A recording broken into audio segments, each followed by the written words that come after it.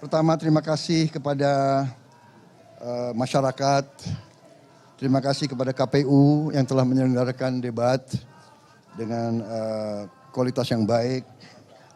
Juga terima kasih teman-teman media. Ya.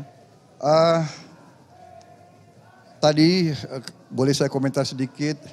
Saya agak sedikit kecewa dengan kualitas, terutama narasi yang disampaikan oleh paslon-paslon yang lain. Menurut saya mereka pertama datanya banyak yang salah, keliru. Kedua, masalah pertahanan ini mau dipakai sebagai bahan mencari poin politik yang menurut saya untuk sebuah negara, untuk negarawan tidak boleh. Pertahanan adalah sakral dan tadi kalau tidak salah ada paslon yang mengatakan untuk pertahanan tidak ada rahasia. Saya kira ini sangat lucu, ini sangat tidak pantas bagi seorang pemimpin. Ya. Justru masalah pertahanan, keamanan itu syarat dengan hal-hal rahasia. Dan yang aneh adalah baik paslon 1, partai-partai pengusungnya kan PKB, Nasdem, dan PKS.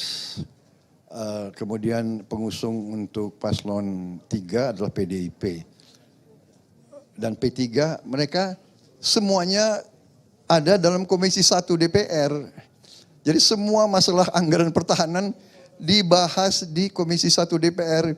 Diawasi, diperiksa bolak-balik dan disetujui. Jadi mereka setujui. Jadi aneh ya. Saya kira ini ini adalah teknik-teknik politik ingin mencari angka. Itu saya sampaikan.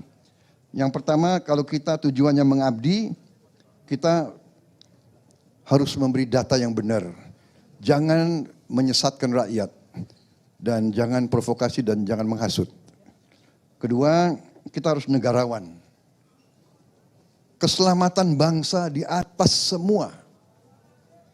Kita butuh kerukunan keselamatan.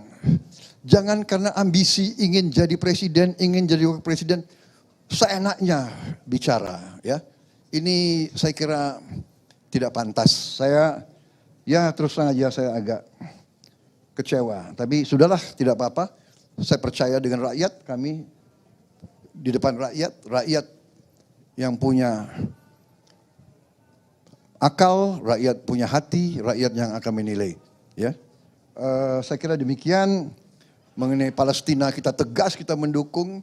Presiden sudah memberi petunjuk kepada saya.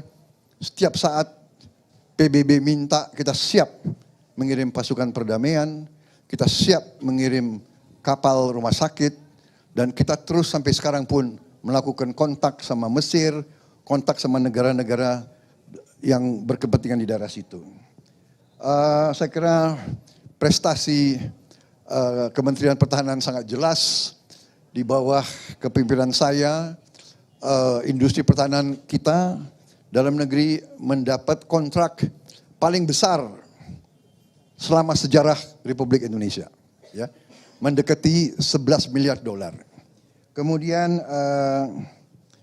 industri pertahanan juga mulai mendapat laba yang juga cukup terbesar di Republik ini. Kita punya terobosan-terobosan banyak. Kita membangun kita bangun 24 rumah sakit, 25 rumah sakit di seluruh Indonesia dalam kurun waktu masa kepemimpinan saya. Kemudian kita membangun 4 fakultas di bidang sains, teknologi, engineering, matematika, fisika, kimia, biologi. Kita punya terobosan-terobosan di bidang air, juga di bidang perbenihan, kemudian juga nanti di bidang inovasi pemukiman murah untuk rakyat kita. Jadi banyak sekali prestasi kita dan masalah barang-barang bekas itu saya kira juga menyesatkan. alat-alat perang itu usianya rata-rata 30 tahun. Yang penting adalah usia pakai, flying hours, sailing hours, dan tentunya kita ingin yang terbaik, kita ingin termodern, tapi kenyataannya kadang-kadang kita perlu untuk memiliki alat-alat menutupi kekurangan sekarang. Saya kira intinya itu yang ingin saya sampaikan ya. Saya kira sudah jelas penjelasan saya. Mungkin Mas Gibran mau tambah? Tidak ada? Baik, saya kira tidak perlu tanya jawab ya, sudah jelas ya. Nanti pada saat kesempatan lain kita bisa lebih enak, lebih leluasa. Ya. Hah?